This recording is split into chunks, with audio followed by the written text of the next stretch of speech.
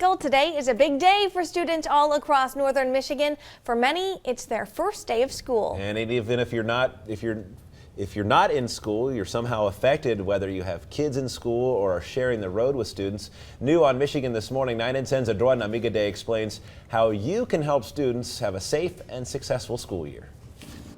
We send our first bus out about 5:30. We drop at the elementaries. The last one is usually around 9 o'clock. A day districts across the country have prepared for all summer, including Traverse City area public schools. An important reminder for drivers as school buses leave their garages. If the lower yellow lights are on, the motorists around them can proceed with caution. If the yellow lights come up above, that means the bus is preparing to stop.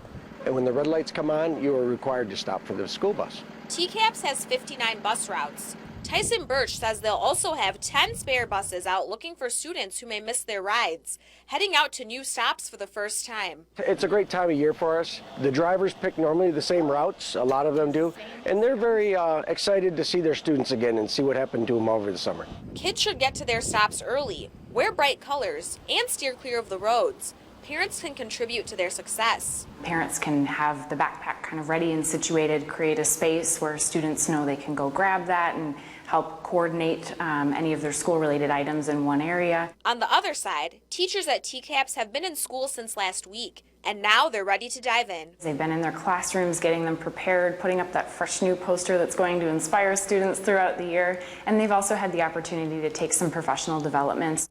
I'm Adora Amiga for Michigan This Morning. And what's a better way to begin the school year than with a fresh haircut? Sharkey's Cuts for Kids in Traverse City says the back-to-school season is a busy one.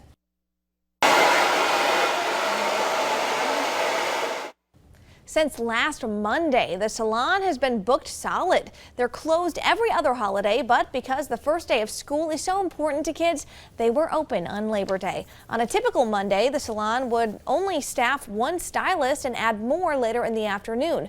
But with 3 stylists on hand, the salon was able to fit 56 kids in just in time for the first day of class. It is the last day before they get back in school, so we have all the people that are trying to get in before they go into school. It's the last day to try and squeeze everyone in. We want to get in as many kids as possible so they're all ready for back to school. Sharkey's Cuts for Kids says they specialize in kids' hair but have room in their appointment books for adults too. It's now 5:04 on Michigan This Morning, and we now know the name of the northern Michigan woman found dead on an East Grand Traverse Bay beach. This is an update to a story we first told you about on Sunday. The Grand Traverse County Sheriff's Office identified the woman as Sonia Oshavi. Someone who lives nearby found her around 10:30 Sunday morning at a private shared beachfront along Center Road in Peninsula Township. The Grand Traverse County Sheriff's Office is investigating her death, and they plan to have an autopsy done today.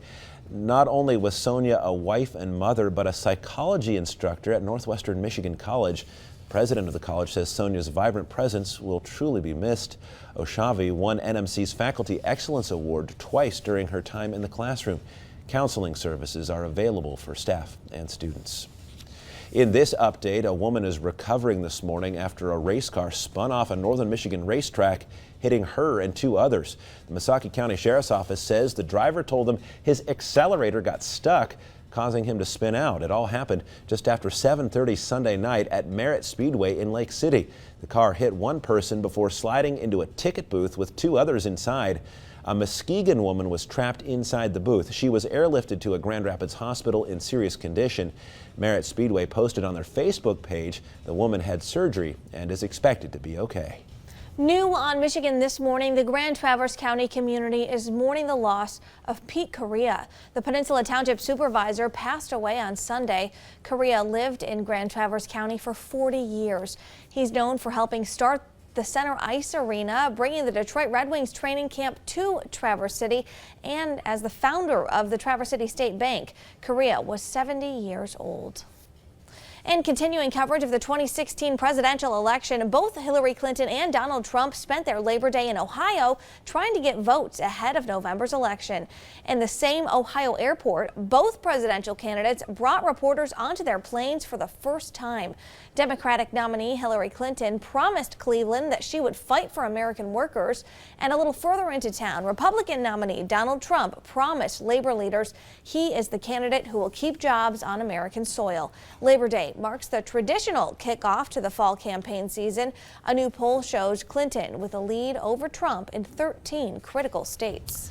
It is now 5:07 on Michigan this morning. A proposed deal that would have stopped terrorists in Syria is no longer on the table for President Obama and Russia. President Obama hoped to meet with Russian President Vladimir Putin to coordinate airstrikes against ISIS and al-Qaeda-linked terrorists in Syria, but Russia backed out at the last minute. The deal would have prevented Syria's president from bombing civilians and U.S.-backed rebels, while also allowing help for starving cities like Aleppo. President Obama says Russia played a key role in making progress in Syria. If we do not get some buy-in from the Russians on reducing the violence and easing the humanitarian crisis, then it's difficult to see how we get to the next phase. Any alliance with Russia would be extraordinary given their brutal behavior surrounding the Syrian crisis. A senior White House official says President Obama and Putin have agreed to keep trying to negotiate a ceasefire for Syria. In this update, Storm Hermine's strong winds and dangerous currents are now threatening Connecticut, Rhode Island, and Massachusetts. The National Hurricane Center says the storm was expected to start weakening overnight, but has been moving slowly northwest at nearly 7 miles per hour. Further south, 3 people in Florida have died because of high-risk conditions. Weather officials say the storm could make landfall by Wednesday and should head back out to sea later this week. Stay with Northern Michigan's news leader as we work to keep you updated on this dangerous storm.